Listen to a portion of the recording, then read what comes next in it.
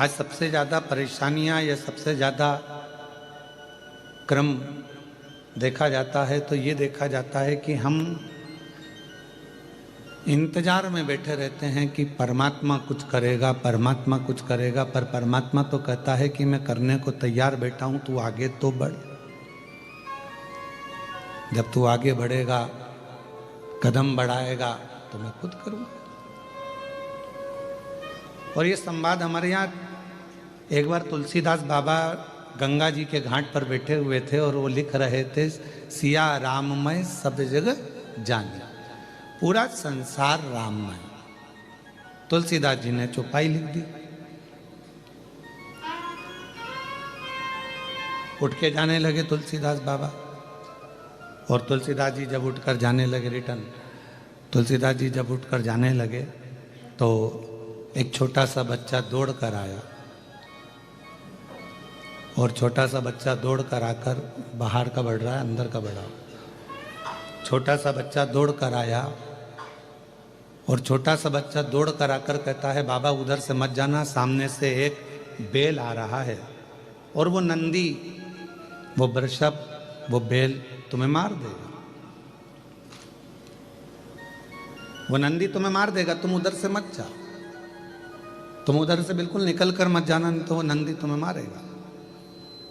इतने में तुलसीदास जी ने कहा, मैंने अभी हाल गंगा जी के तट पर चौपाई लिखी कि सिया राममय सब जग जानी, सब में राम समाया है, तो नंदी मुझे मार नहीं सकता, क्योंकि उसमें भी राम है, उसमें भी भगवान है। मैं तो जाऊंगा, चले। और इतनी देर में वो नंदी आया और तुलसीदास जी को सींग पे उठाया, पटक दिया, रोंद दिया और चलेगा। तुलसीदास जी को गुस्सा आया, गंगा जी के घाट पर, ये बक्से नहीं चल रहे हैं, तुलसीदास जी को गुस्सा आया, गंगा जी के घाट पर वापस गए, कलम उठाया और चौपाई काटने लगे। इतनी देर में श्री हनुमान जी महाराज आए और हनुमान जी ने कहा, तुलसीदास जी तुम चौपाई क्यों काट रहे हो?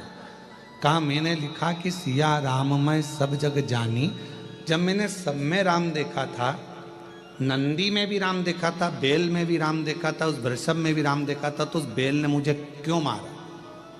इसलिए मुझे ये चौपाई काटना।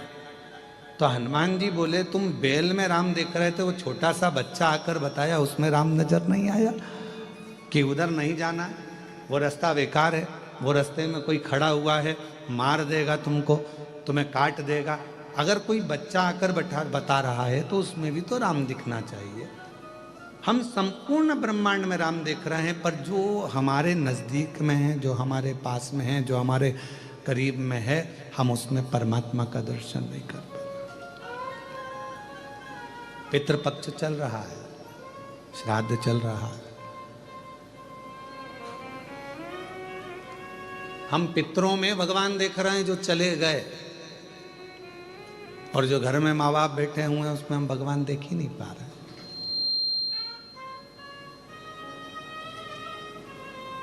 हम संपूर्ण जगत में परमात्मा को देख रहे हैं, पर अपने घर में जो लोग रह रहे हैं, अपने घर में जेठानी रह रही है, देवरानी रह रही है, देवर रह रहा है, जेठ रह रहा है, ससुर रह रहे हैं, सास रह रहे हैं, माता रह रही हैं, पिता रह रहे हैं, बहन रह रही है, भाई रह रहे हैं, जो हमारा कुटुंब रह रहा है, जो हमारा परिवार रह रहा है, वो सब परमात्मा का ही तो एक स्वरूप है। हम उसमें तो हमारे ईश्वर को देख ही नहीं पा रहे, हम परमात्मा को उसमें देख ही नहीं पा रहे। सब में हम भगवान को देखें, पर जो अपने करीब में है, अपने नजदीक में, हम उससे वंचित हैं, उसमें परमात्मा को देखने से वंचित हैं।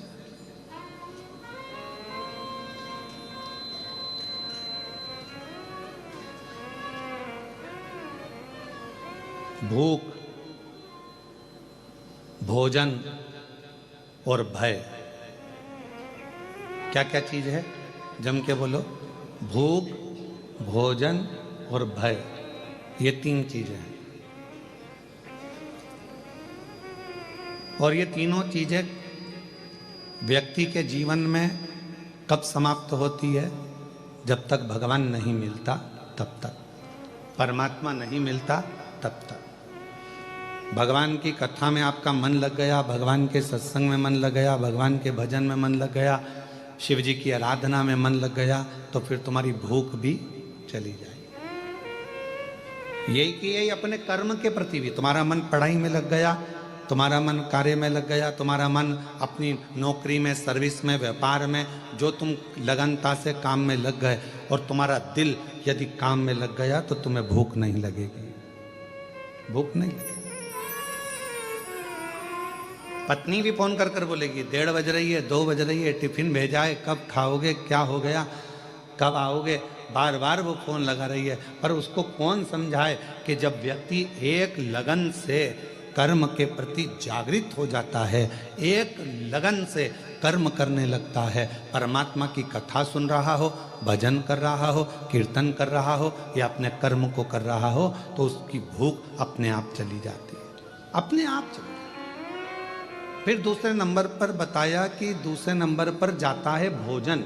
भोजन मतलब सामने भोजन रखा हुआ है, सामने बहुत अच्छे पकवान रखे हुए हैं, पर काम में इतने व्यस्त हो जाते हैं, अपने कर्म में इतने डूब जाते हैं, परमात्मा के नाम में इतने डूब जाते हैं कि रखा हुआ भोजन भी अच्छा नहीं लगता, जल्दी जाना है मुझे, अब भी आना। भूख चली गई, भोजन चले गया, और तीसरे नंबर पर है भय। और ये भय कहीं जाता है तो परमात्मा के करीब में जाता है, परमात्मा के नजदीक में पहुंचोगे, भय समाप्त हो जाएगा। कभी आप महसूस करिएगा, कृष्णेश्वर बाबा के मंदिर में 12 ज्योतिर्लिंग में से एक ज्योतिर्लिंग कृष्णेश्वर नाथ जी का जब दर्शन करने के लिए आप मंदिर के अंदर प्रवेश करो, जैसे ही मंदिर के अंदर आप प्रवेश करेंगे और शिखर की छांव में जाएंगे, अपने आप आपका भय समाप्त हो जाता है कि मैं भय से मुक्त, भय से।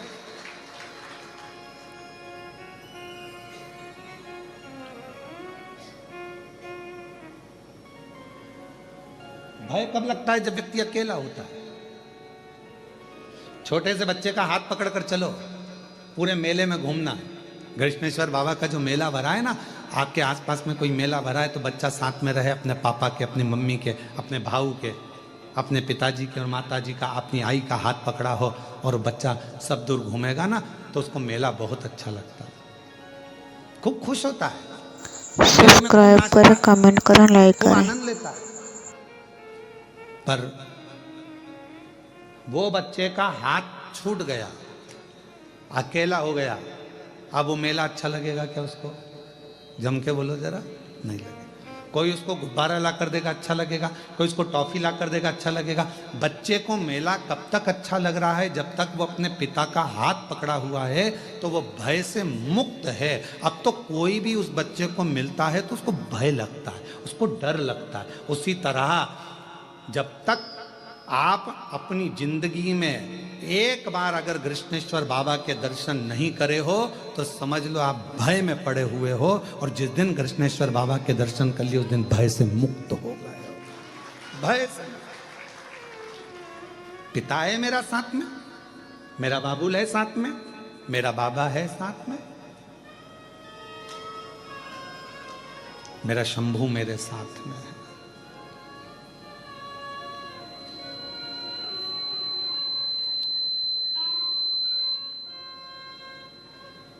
और जब मेरा बाबा, मेरा शंभू, मेरा त्रिकालदर्शी, मेरा कैलाशी अविनाशी साथ होता है, तो फिर भय नहीं होता है, फिर भय नहीं होता।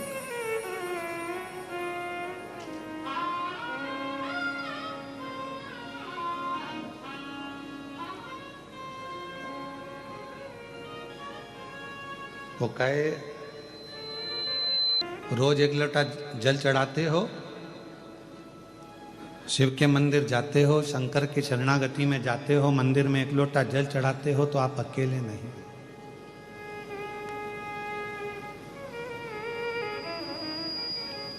अभी आपको कथा में कहा था कि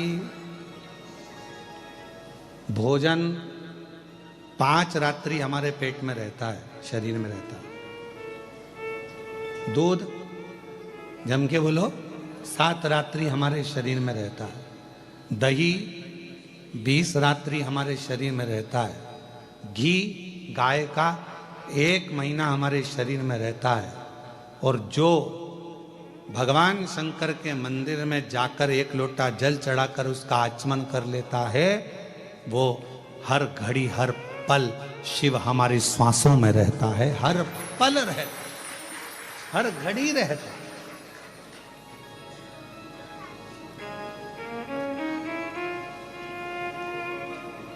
शिव के करीब में हैं तो शिव हमारे साथ हर पल हर घड़ी हर क्षण है। भूख, भोजन और भय शिव के नजदीक में आते से ही चला जाता है। भूख भी चली गई, लगन लग गई, भोजन भी चले गया, मन लग गया और भय भी चले गए। भय भी चले।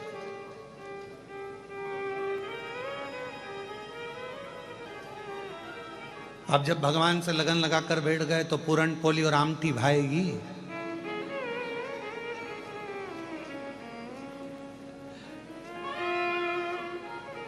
फिर तो आमठी और पूरन पोली भी मिर्ची का ठेसा ही नजर आएगी। फिर क्या बात है।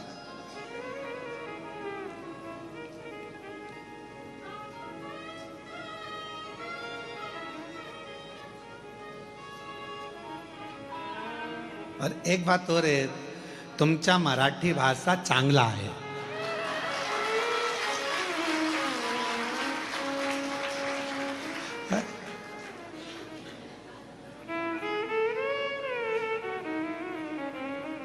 और तुमचा जेवण भी चांगला आहे।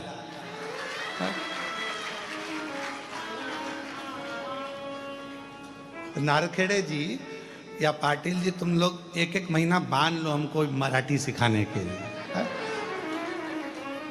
1 महीना एक आओ, 1 महीना एक आओ, जहां हमारी कथा चले वहां रहकर 1 घंटा में मराठी सिखाओ।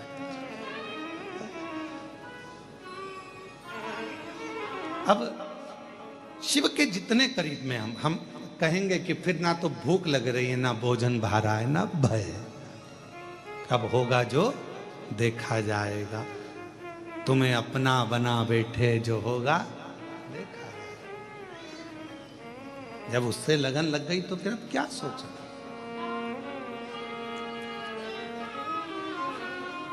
और जब परमात्मा से लगन लगाकर बैठ जाते हैं, जब भगवान से लगन लगाकर बैठ जाते हैं तो फिर कोई भय नहीं रहता। भय।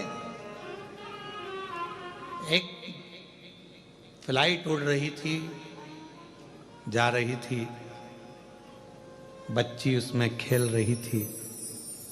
पायलट ने सूचना दे दी क्रैश होने वाली है।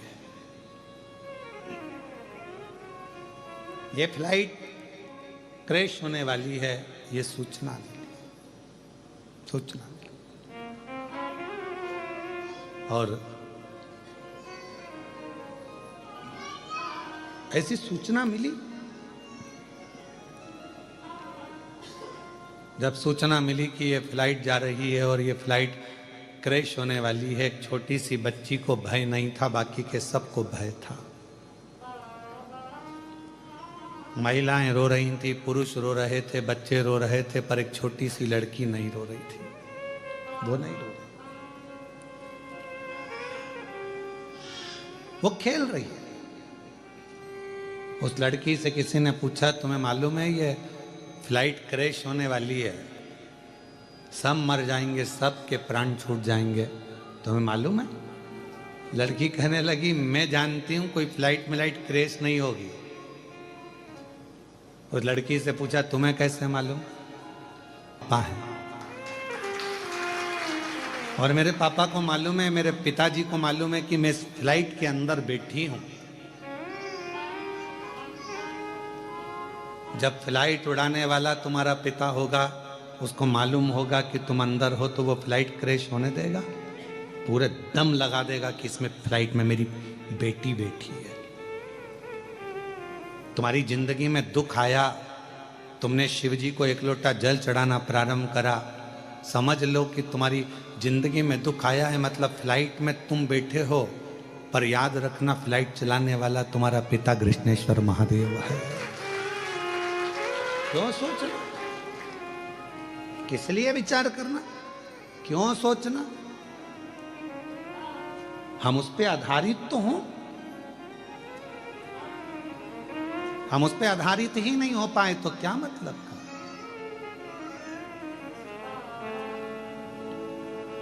नारखेड़े जी, यहाँ डॉक्टर साहब बैठे नांदेड़ वाले, कथा करवाई इन्होंने नांदेड़ में, तो इतना वहां पर पानी आ गया 2 दिन कथा के बाद में, इतना पानी कि जहां कथा थी वहां घुटना घुटना में पिल्ली पिल्ली पानी हो गया। अब कथा इनके घर से ऑनलाइन हुई ना, डॉक्टर साहब बोलते रहे गुरुजी कथा पंडाल में होगी कि नहीं होगी। हमने कहा सब बाबा पर छोड़ दो, तुम ऑनलाइन कथा चलने दो। 2 दिन ऑनलाइन कथा चली, तीसरे दिन स्वयं प्रशासन ने कह दिया कि जगह पूरी खाली हो चुकी है, आराम से कथा करिए, शिव को कथा कराना थी और कथा पूरी।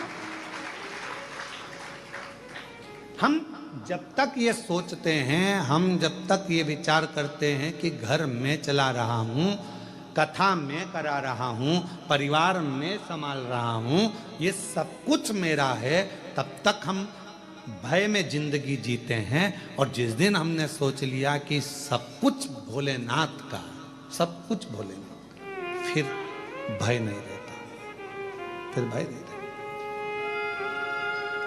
बेटा किसका? शिव जी का। तुम अपना क्यों मान रहे हो? संकल्प छोड़कर कह दो कि ये मेरा बेटा नहीं, ये तो स्वयं जगत गुरु शंकराचार्य जी का एक प्रसंग आता है। जगत गुरु शंकराचार्य जी जब बाल्य अवस्था में थे, छोटे सी अवस्था थी और उनके अंदर इतनी विद्वत्ता थी भगवत भजन की, और वो जब माता जी के साथ में तालाब में गए तो माँ उनको जाने नहीं दे, उनको भजन करने नहीं दे, उनको लगे कि ये मुझे छोड़कर चले जाएगा। माँ के सामने तालाब के अंदर चले गए छोटा सा बालक शंकर, और अंदर गए और चिल्लाने लगे, माँ मुझे मगर ने पकड़ लिया, माँ मुझे मगर ने पकड़ लिया। माँ अंदर कैसे जाए, उसे तैरना नहीं आता था, बच्चे को कैसे भगाए। तब शंकर ने कहा, माँ मगर कह रहा है, तू मुझे अब्बी की अब्बी दान दे दे शिव जी को कि मेरा बेटा शंकर का।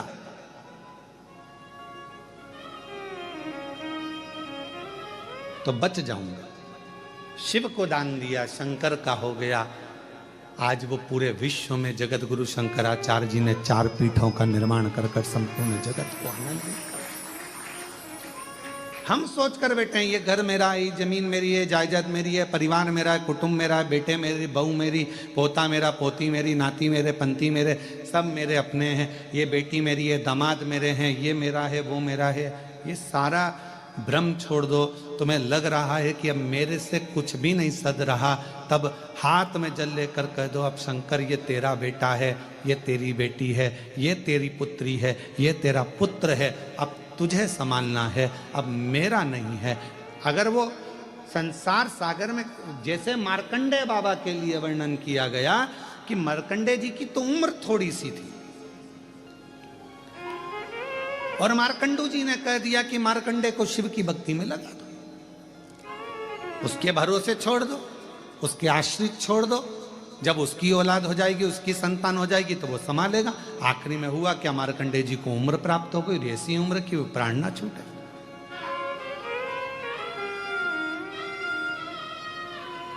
हम ब्रह्म में जी रहे हैं। ये मेरा बेटा, ये मेरी बेटी, ये मेरा परिवार, ये मेरा परिवार, ना ना ना। जिस दिन आपने ये विचार कर लिया कि ये सब कुछ मेरे भोलेनाथ का है, मेरा बेटा भी शंकर का, मेरी बेटी भी शंकर की, तब अगर ये मेरा बेटा ठीक है, अगर मेरा बच्चा ठीक हो। और हम कई लोगों से, ऐसे कई लोग आते हैं कुबरेश्वर धाम पर जिनको डॉक्टर ने, कई बीमार लोग आते हैं, हम तो कहेंगे कि बहुत ज़्यादा तबीयत खराब है, स्वास्थ्य ठीक नहीं है, तो हम तो उनसे कहते हैं कि अपने घर